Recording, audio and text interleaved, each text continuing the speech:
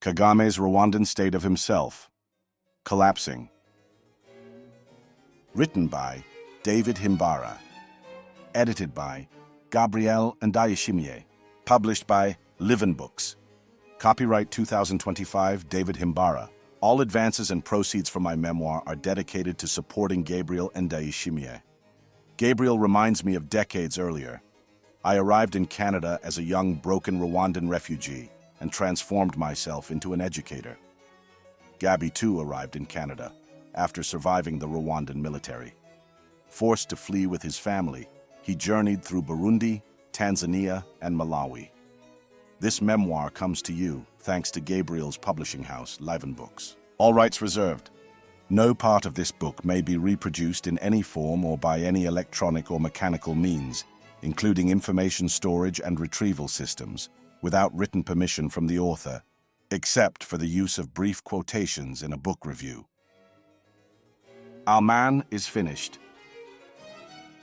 Kagame's Rwandan state of himself, collapsing.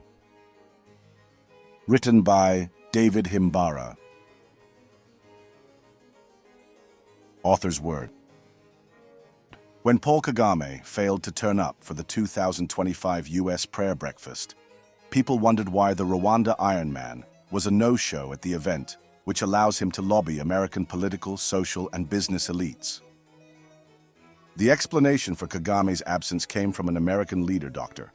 Carl von Batten, who was the chairman of D.C. Republican Party Ward 3. Von Batten announced on February 7, 2025, that President Kagame was disinvited to the prayer breakfast because of his atrocities in the DR Congo. As he put it, President Paul Kagame was initially invited to the National Prayer Breakfast by the National Prayer Breakfast Foundation, but was later uninvited due to his actions in the Democratic Republic of Congo. Instead, he sent his wife in his place. Rwanda's President Paul Kagame backed M23 atrocities in eastern DRC, which will result in an increase in refugees and threaten President Trump's plans to secure our southern border, placing an additional burden on our domestic spending and foreign assistance programs.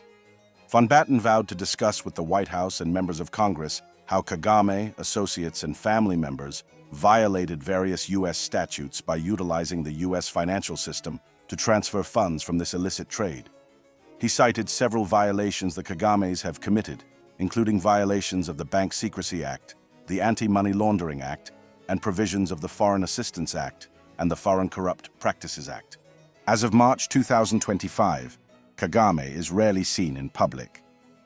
In a significant development, Kagame was a no-show at the 2025 World Economic Forum, where he usually rubs shoulders with the global elites. The interviews Kagame had on international media channels such as CNN showed a shaking shadow of his former self, unable to reply to the question of whether or not the Rwandan military was in DRC. The future of Rwanda is at a crossroads as the regime remains entrapped inside the DRC, while the world universally condemns and isolates Kagame's state himself as never before.